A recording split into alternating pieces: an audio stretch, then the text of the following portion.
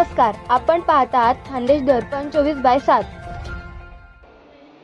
चैत्र शुद्ध प्रतिपदा, गुढीपाडवा तसेच हिंदू नववर्ष दिनाचा पहिला दिवसाच्या निमित्ताने श्री स्वामीनारायण मंदिर द्वारा ग्रामप्रदक्षिणेचे आयोजन करण्यात आले. या ग्रामप्रदक्षिणेमध्ये पुरुष व महिला मोठ्या संख्येने उपस्थित होते. ही ग्रामप्रदक्षिणा दिंडी श्री स्वामीनारायण मंदिरापासून सुरू होऊन मुख्य मार्गाने ठिकठिकाणी चौकाचौकात उभारलेल्या गुढ्यांचे पूजन करत दिंडीचा समारोप पुन्हा स्वामीनारायण मंदिर येथे करण्यात आला. या ग्रामप्रदक्षिणेत सहभागी ग्रामस्थ हरिभक्तांनी अतिशय आल्हाददायक व आनंदाची अनुभूतीचा अनुभव केला. या दिंडीमध्ये बैलगाडीवर एक चित्ररथ सजवण्यात आला होता. या चित्ररथावर श्री स्वामीनारायण भगवंताची प्रतिमा व गुढी उभारण्यात आली होती. या रथाची मिरवणूक वाजत गाजत पारंपरिक पद्धतीने सावदा शहरात काढण्यात आली. या मिरवणुकीची समारोप सभा स्वामीनारायण मंदिरात करण्यात आली.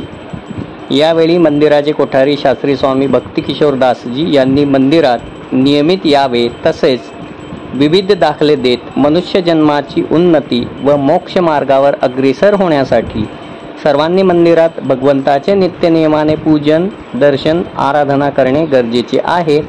आपल्या केलेल्या चांगल्या कामाचा परमात्मा आपणास चांगलाच प्रतिसाद देतो असे मनोगत व्यक्त केले.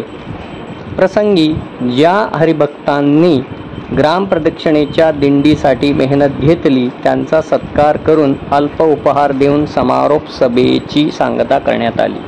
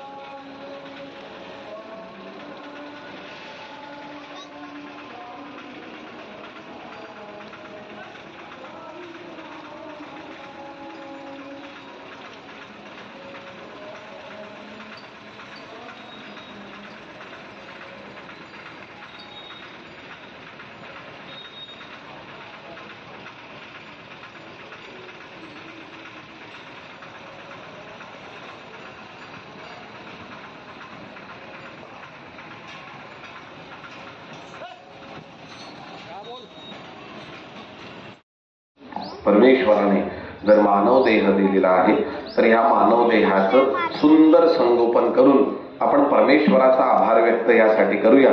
कारण मागील कुठला जन्म परमेश्वराने दिलेला होता हे आपल्याला माहिती नाही, परंतु हा देह जर मानवाचा दिलेला आहे तर शेवटी म्हणजे अंतकाळ जेव्हा येतो तेव्हा आपल्या प्रत्येकाच्या लक्षात येतं की अरे देवाने एवढा सुंदर मानव देह दिलेला, परंतु आपण तो मानव जन्म व्यर्थ वाया घालवलेला. आपण हे कधी लक्षात येतं? जेव्हा आयुष्याचा शेवट असतो तेव्हा आपल्या हातामध्ये काहीच नसतं, तेव्हा ना आपल्या पायामध्ये शक्ती असते मंदिरामध्ये येण्याची. म्हणून ह्या जन्माचं जे कर्तव्य आहे हे जन्माचं कर्तव्य आपण समजून घ्यावं आणि परमेश्वराचं भजन भक्ती करावी, परोपकार करावा. मी एक छोटंसं दृष्टांत देईल आणि मग त्यानंतर आपण थांबूया. अल्पोपहाराची सुद्धा या ठिकाणी व्यवस्था आहे. एक राजा आपल्या राज्याची पाहणी करण्यासाठी निघाला. आधीच्या काळामध्ये राजे महाराजे स्वतः निघायचे, दुसऱ्यांवर त्यांना भरोसा नव्हता. आता राजे महाराजे निघत नाही. आता जे आसपासची मंडळी असते ते सांगतात त्याप्रमाणे सगळ्या गोष्टी ऐकतात. परंतु आधी राजे महाराजे जे असायचे ते सिव्हिल ड्रेसमध्ये निघायचे. 4-5 मंडळी तिथं बसलेली आहे, तिथं बसून ते ऐकत असायचे की माझ्या राज्यामध्ये नेमकं काय चालू आहे. म्हणून एक राजा असाच सिव्हिल ड्रेसमध्ये निघाला. एक खुर्ची या राजा आमची प्रकाशजी बोंडे, प्रकाश यात्रा कंपनीचे मालिक. राजा निघाला सिव्हिल ड्रेसमध्ये आणि सकाळपासून संध्याकाळपर्यंत आपल्या राज्यामध्ये फिरत असताना, पडताळणी करत असताना, कुठं काय दुःख आहे, कुठं काय व्यवस्था करण्याची आवश्यकता आहे का, कुठे पाण्याची गरज आहे का, असं बघत असताना तो दूर निघाला. परतीच्या प्रवासाला येत असताना कुठंतरी तो जंगलामध्ये रस्ता विसरला. रस्ता विसरल्यानंतर खूप घनदाट जंगल त्याला आलं आणि रात्रीला तो मार्ग भटकल्यानंतर अनेक पशुप्राण्यांचे आवाज त्याला यायला लागले, डरकाळे यायला लागल्या ऐकायला. तो घाबरला. आता नेमकं काय करावं? रस्ता भटकलेला आहे, रस्ता दिसत नाही, रात्रीची वेळ झाली आहे, नेमकं करावं काय? आता तर फक्त प्राण वाचले पाहिजे एवढीच अपेक्षा त्याची होती. आणि त्याच बरोबर एक समोर छोटासा कंदील कुठंतरी जळत असताना त्याला दिसला. तो त्या ठिकाणी गेला. बघितलं तर एक झोपडी होती. दरवाजा ठोठावला, वाजवला. आतून एक म्हातारे म्हणजे वृद्ध मनुष्य निघाले. त्यांनी यांना पाहिलं आणि आतमध्ये घेतलं. अहो, एवढ्या रात्रीला कुठं फिरताय? बाहेर तर सर्व हिंसक प्राणी असतात. तेव्हा राजाने आपली ओळख न देता सांगितलं की मी निघालेलो होतो कामानिमित्त, परंतु परतीच्या प्रवासामध्ये रस्ता विसरलो, तर सकाळपर्यंत तुमच्या झोपडीमध्ये मला राहू द्याल का? आजोबांनी सांगितलं की हो, नक्कीच राहा माझ्या झोपडीमध्ये. त्यांना काही पाणी दिलं, फ्रूट वगैरे दिलं आणि सकाळ झाली.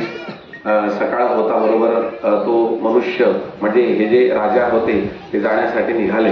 आता मात्र राजाला असं वाटलं की माझा परिचय देणे मला आवश्यक आहे. म्हणून त्या राजाने त्या वृद्ध माणसाला म्हणजे वृद्ध पुरुषाला स्वतःचा परिचय दिला की आजोबा, तुम्ही मला ओळखतात का? मी कोण आहे? म्हणे नाही, मी नाही ओळखलं आपल्याला. म्हणे मी या राज्याचा राजा आहे. हो, तुम्ही या राज्याचे राजा आहात. म्हणजे या राज्याचे प्रधानमंत्री माझ्या झोपडीमध्ये रात्रभर राहिले, असा अवभाव त्या म्हाताऱ्या माणसाला झाला. पण त्या आजोबांनी सांगितलं की राजासाहेब, रात्रीला जर सांगितलं असतं तर अजून सेवा करण्यामध्ये मला आनंद झाला असता.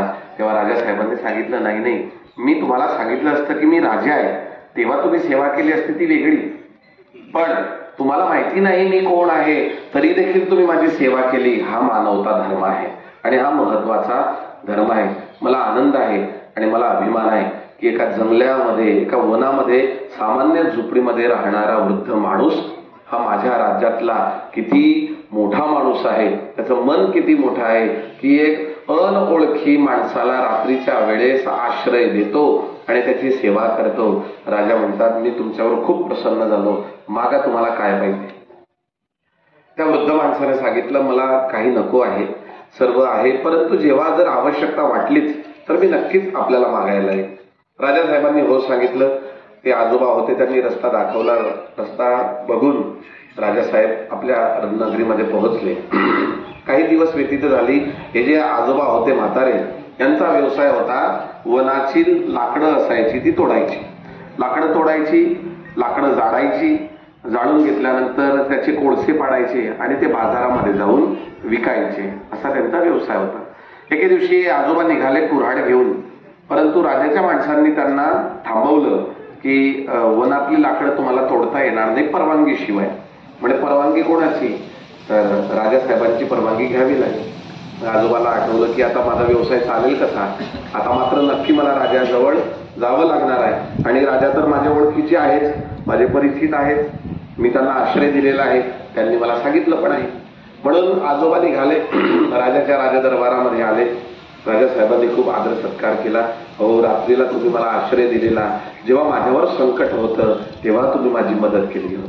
लक्षात घ्या, जेव्हा आपले वाईट दिवस असतात आणि तेव्हा जर आपल्याला कोणी मदत केली असेल, कदाचित आज ते तुमच्या जवळ नसतील, तुमच्या सोबत नसतील, तुम्हाला त्यांच्याशी काही घेणं देणं नसेल, कदाचित व्यवहार राहिला नसेल, पण विसरू नका की आयुष्यात आपल्या वाईट प्रसंगी ज्याने आपल्याला मनाने जरी मदत केली असेल, वाणीने जरी आश्वासन दिलं असेल की का बरं चिंता करू नका, भगवान बरोबर करतील, असं जरी म्हटलं असेल ना, तो खऱ्या अर्थानं आपला हितेच्छू असतो, तो खऱ्या अर्थानं आपला सगळा असतो.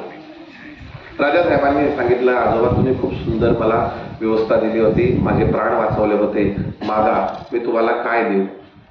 तेव्हा आजोबांनी सांगितलं, दुसरं काहीच नको, पण माझा व्यवसाय आहे लाकडं तोडायची, जाळायची आणि कोळसे पाडायची, विकायची, यावर माझी आजीविका चालते. पण मी वनात गेल्यानंतर कोणीही मला तोडू दिले नाही लाकडं, म्हणून मी आपल्याकडे आलो की काहीतरी व्यवस्था माझ्यासाठी तुम्ही सांगा आणि तुमच्या कर्मचाऱ्यांना सांगा की या म्हाताऱ्याला तोडू द्या, लाकडं वगैरे कुठं लागतील. राजासाहेबांनी सांगितलं तुम्ही चिंता करू नका. प्रधानमंत्री यांनी जे कोणी होते सचिव वगैरे त्यांना बोलविलं, कारकून वगैरे, आणि सांगितलं की पूर्व दिशेकडे जे आपलं वन आहे राज्याचं, ते संपूर्ण वन त्या आजोबांच्या नावावर करा. संपूर्ण वन पूर्व दिशेचे जे आहे ते करा. राजासाहेबांनी आज्ञा दिली. सर्वांनी ते कागदपत्र वगैरे सही वगैरे करून त्या आजोबांना दिलं. राजासाहेबांनी सांगितलं आजोबा आता पूर्व दिशेला जे एवढं वन आहेत ना, सर्व हिरवगार आहेत, हे सर्व तुमचं. आजोबा खुश होत आले घरी. दुसऱ्या दिवशी कुऱ्हाड घेऊन बघितलं तर पूर्व दिशेकडे जे वन होतं एवढी ओली चिंप झाडं होती. वा वा वा किती छान. राजा प्रसन्न झाले आणि छोटीशी सेवा केली. काय केलं होतं फक्त रात्रीला त्या राजांना आश्रय दिलेला होता. म्हणून लक्षात घ्या, केव्हा कधी कोणाची मदत केल्याने केव्हा आपल्या आयुष्यात परिवर्तन होईल हे सांगता येणार नाही. म्हणून मदत करा. कोणी आपल्या जवळ येईल, मागेल आणि मग त्यानंतर देणार, हा तर व्यवहार झाला. आपण म्हणतो त्याने थोडी मागितलं मला, त्याने जर म्हटलं असतं तर मी त्याला 2 शब्द चांगले म्हटले असते. मग काय एवढे गरीब आहात का आपण? मनाचे एवढे गरीब आहात का की शब्द वाया घालवण्यासाठी पण कोणाची अपेक्षा आपल्याला करावी लागते? म्हणून सहकार्य करा, मदत करा, चांगल्या शब्दाची मदत करा. आपण पैशांची मदत वाटली तर द्या, ज्याला गरज असेल त्याला. बघा तुमचं आयुष्यात कधी वाईट होणार नाही, चांगलंच होईल. राजासाहेबांनी दिल्यानंतर हा म्हातारा आनंदित झाला गेला आणि रोज त्याला अपेक्षित एवढी लाकडं तोडू लागला. लाकडं तोडून त्याच्यानंतर ते जाळून त्याचे कोळसे पाडून बाजारात विकू लागला. आता मात्र आजोबांचा व्यवसाय व्यवस्थित छानपैकी चालायचा. संसार पण खूप चांगला चालत असायचा. आणि ते लाकडं तोडत असताना संपूर्ण ओले चिंब झाडं त्यांनी कापून टाकले. शेवटची 1-2 झाडं बाकी राहिली. मग त्यांना असं वाटलं की जाऊ दे आता, कशाला कोळसे पाडायचे. मग ती झाडं तोडली आणि त्या झाडांच्या लाकडांची मोळी बनवली आणि मोळी बनवून मग ती सौद्याच्या बाजारामध्ये आले रविवारच्या आणि विकायला ठेवली. आता आजोबांची इच्छा होती की कोळसे जे मिळायचे ते 2 रुपये 5 रुपये या कोळशाने मला कोणीतरी देत असायचे. दिवसभरात बसलो तर 15 रुपये 20 रुपये त्या जमानाचे व्हायचे. आजोबांना असं की 2 रुपये झाले, 5 रुपये झाले, खूप झाले. परंतु ती लाकडं आली बाजारामध्ये विकायला आणि एकाने म्हटलेलं आहे आजोबा मी या संपूर्ण मोळीचे तुम्हाला 100 रुपये देतो, मला ही संपूर्ण लाकडाची मोळी द्या. ते आजोबा म्हणतात काय मस्करी करतो का म्हाताऱ्या माणसाची? आयुष्यात 100 रुपये मी कधी कमवले नाही आणि एवढ्या वर्षांमध्ये, आणि या संपूर्ण छोट्याशा लाकडांचे 100 रुपये. तोवर दुसरा आला म्हणे एक काम करा, माझ्याकडून 200 रुपये घ्या पण ही लाकडं मला द्या, ही मोळी मला द्या. आजोबा म्हणतात काय मस्करी करतात तुम्ही? म्हणे नाही आजोबा मस्करी कुठे, ही लाकडच तेवढी महत्वाची आहे. आजोबांनी विचारलं काय आहे या लाकडांमध्ये एवढं? आणि आजोबा तुम्हाला माहिती नाही, ही चंदनाची लाकडं आहे. कुठली? चंदनाची लाकडं. ही सामान्य लाकडं नव्हे, ही चंदनाची लाकडं आहे. तेव्हा आजोबाच्या लक्षात आलं बाप रे, म्हणजे राजासाहेबांनी जे पूर्व दिशेचं वन मला दिलेलं होतं ओलं चिंब झाडांचं, ते सामान्य लाकडं नव्हती, ही संपूर्ण वन चंदनाच्या लाकडांची होती. आजोबांनी विचार केला एवढं मोठं महागडं चंदनाचं वृक्ष वन मला राजासाहेबांनी दिलं आणि मी त्याचं महत्व न समजता काय केलं, जाळून कोळसे पाडले आणि ते कोळसे विकले. त्यापेक्षा जर हे वनचं वन विकून टाकलं असतं तर माझी 15 पिढी आरामात सुखात आनंदात राहिली असती. परंतु आता किती झाडं शिल्लक होती? फक्त 1 किंवा 2. हा राजा दुसरा कोणी नाही, हा राजा आपला भगवान आहे. हा आजोबा दुसरा कोणी नाही, हा आजोबा आपण आहे. त्या राजाने, या भगवंतांनी हे चंदनासारखा देह आपल्याला दिलेला आहे. परंतु याची किंमत केव्हा होते आपल्याला? जेव्हा अंतकाळ येतो आणि यमदूत घेण्यासाठी येतात, तेव्हा यमदूत विचारतात मग मंदिरामध्ये गेलेला का? जवळ तर मंदिरच होतं. ग्रामप्रतिष्ठेला गेला का? अमावस्येच्या सभेला गेला होता का? नाही ना, चल मग आता माझ्यासोबत. तेव्हा आपल्याला ते मनुष्य देहाचं कर्तव्य कळतं आणि त्याचा महिमा कळत असतो. म्हणून वेळ कधीही वाया जाता कामा नये. वेळ आपल्या हातामध्ये आहे. परमेश्वराने सुंदर अवसर दिलेला आहे, परमेश्वराने सुंदर मंदिर दिलेलं आहे. बघा दुसरीकडे मनुष्य देह आहे, दुसरीकडे सगळं काही आहे, परंतु मनुष्यांना भजन करण्यासाठी दर्शन करण्यासाठी मंदिर नाही. तुम्हाला सांगतो, लोक आमच्याकडे येतात, आमच्याकडे मंदिर बांधा, आम्ही त्यांच्याकडे जात नाही, आम्ही जिथं मंदिर आहे तिथंच राहतो, पण आपण मंदिरामध्ये तुम्ही तर येतात, हो तुम्ही येतात, हे जे येत नाही त्यांना म्हणायचं आहे आम्हाला. तर सुंदर असा देह परमेश्वराने दिलेला आहे, तर ह्या देहाने आपण परमेश्वराचं भजनही करूया, संसारही करूया, प्रपंच करून परमार्थ साधूया. यापेक्षा वेगळं काय असावं. तर परमेश्वराच्या चरणी प्रार्थना करूया की आजचा हा गुढीपाडवा, आजपासून सुरुवात होणारे जे नवीन वर्ष आहे हे प्रत्येकाच्या आयुष्यामध्ये आनंददायी ठरो, अशी परमेश्वराच्या चरणी प्रार्थना.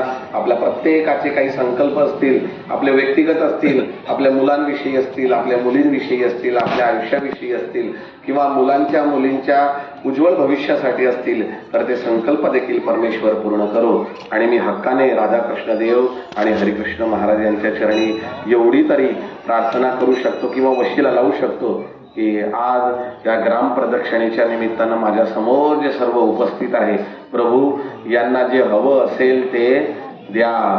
ज्या मुलांना नोकरी लागत नसेल त्यांना नोकरी लागू द्या, ज्यांची नोकरी लागलेली असेल त्यांना छोकरीची अपेक्षा असेल तर छोकरी द्या. पण परमेश्वरा, या आजच्या ग्राम प्रदक्षिणेमध्ये जे माझ्या समोर उपस्थित आहे राधाकृष्ण देव यांना विनंती, यांच्या सर्व मनाच्या संकल्पना पूर्ण होऊ द्या, अशी परमेश्वराच्या चरणी प्रार्थना करतो. आणि या प्रदक्षिणेच्या निमित्त त्या ठिकाणी आमची रिक्षा उपस्थित आहे, आमच्या चंदू भाऊच्या निमित्तानं त्यांनाही धन्यवाद. टाळी वाजवून त्याचंही मनापासून अभिवादन करूया.